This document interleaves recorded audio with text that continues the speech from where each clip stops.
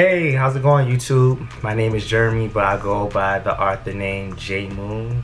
And today I'm welcoming you to my new channel or video series, whatever I'm going to call it. I'm trying to figure it out. Basically, I am putting out a book this year. I'm publishing a book. Book of the Anointed is what it's called, and it's coming out the end of April 24th. And I wanted to make this video due to the overwhelming response I've had, since telling people that my book is coming out.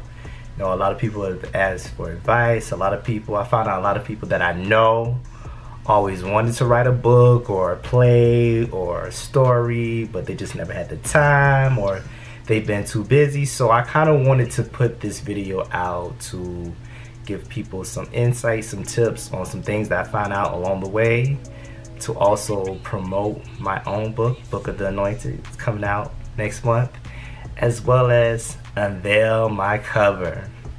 So first things first, let me just give you a brief history of my own writing history. I've been writing since forever, like ever since the second grade when my cousin told me, hey, if you're gonna tell a lie, you might as well go ahead and tell it. Ever since he told me that, I just been telling amazing stories. I think the first story that I actually ever sat down and wrote was for like some sort of standardized test for elementary school kids in the second grade. Miss Truesdale, shout out to you. You started my writing career. I want to say that was one of the first stories I did, and I just remember doing a lot of poetry and writing contests in elementary school. I think I got published in like 6 or 7 books just off that alone, just submitting some of my poems and some of my short stories.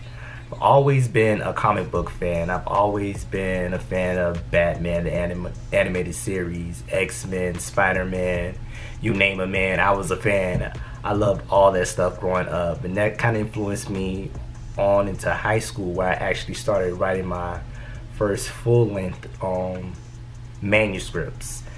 A manuscript is a novel that hasn't been published.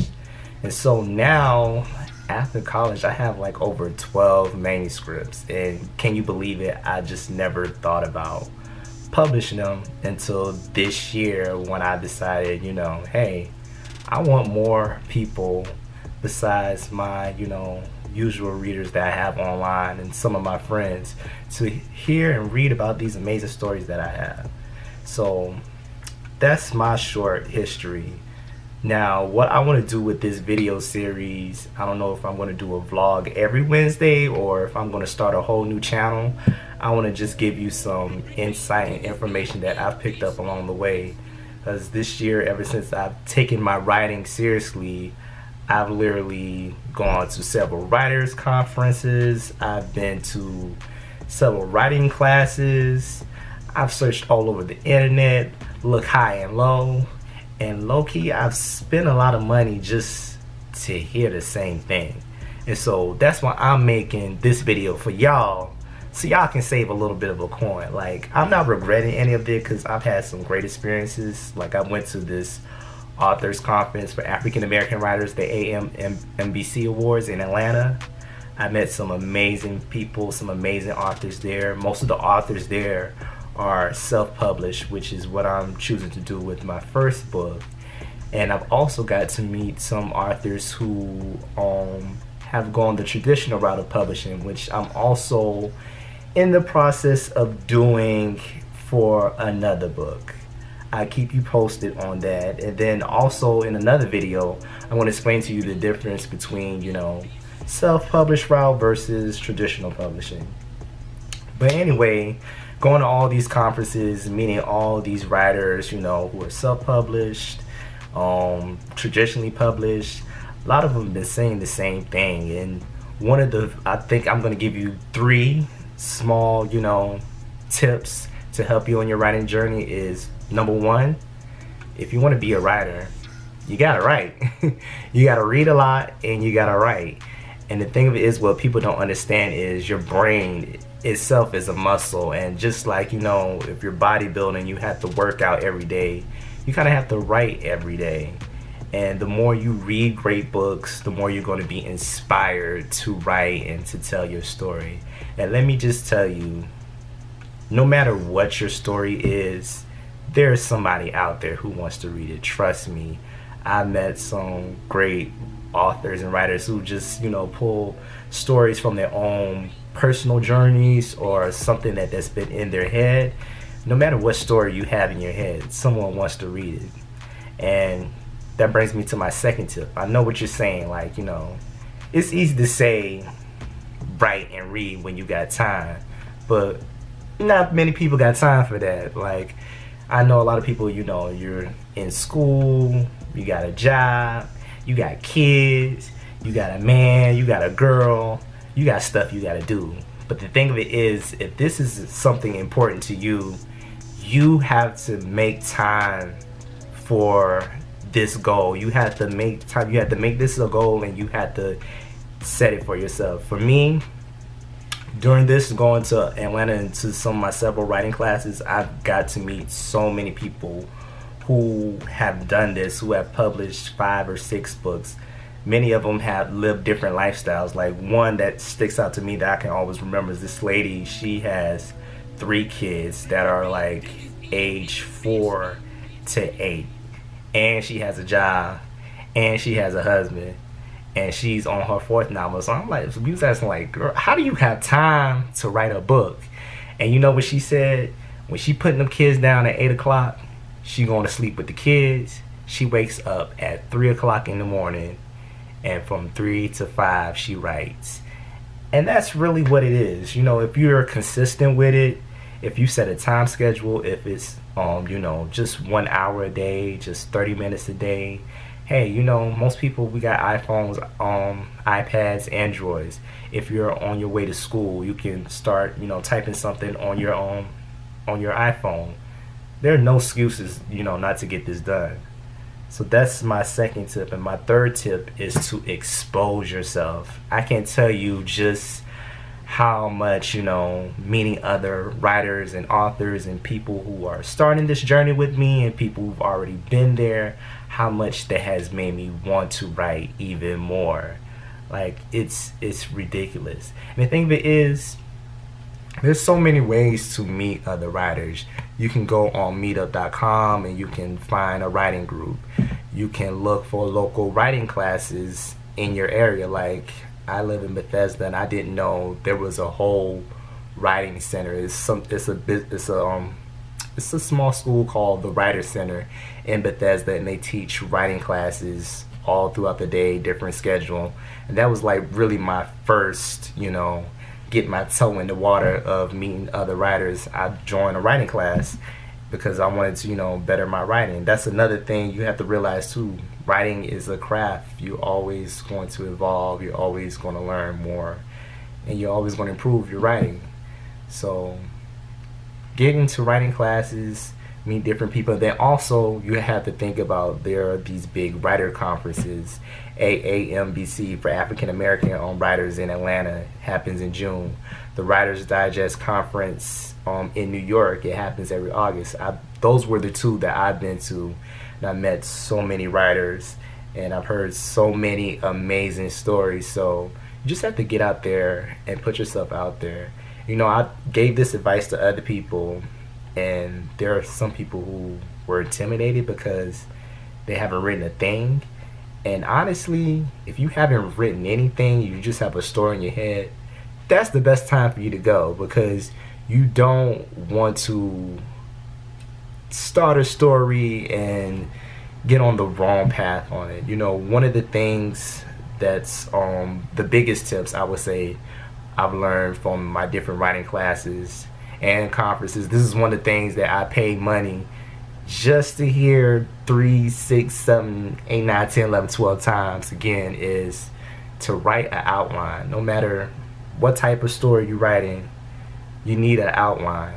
There are those people, who don't need an outline. They call them pantsters. They get an idea and they just start writing, and they ride the story by the seat of their pants. That's fine. But for most of us, if you just write a story and you just don't know where you're going, eventually you're going to give up on that story. Like a lot of those people, they start writing, and after the second or third chapter, because they don't kind of know where they're going, they sit it down.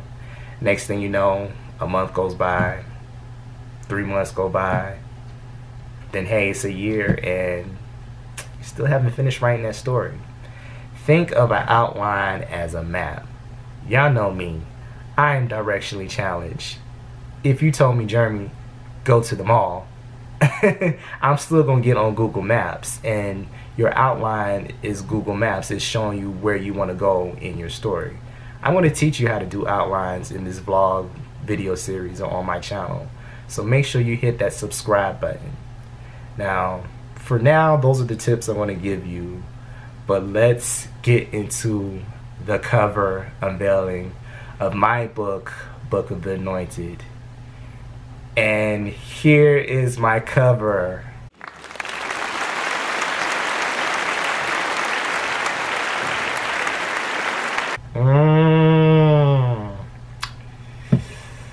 Isn't it amazing? Y'all, ain't it, don't it look lovely and wonderful? Let me tell y'all, when I first saw this cover, I did this.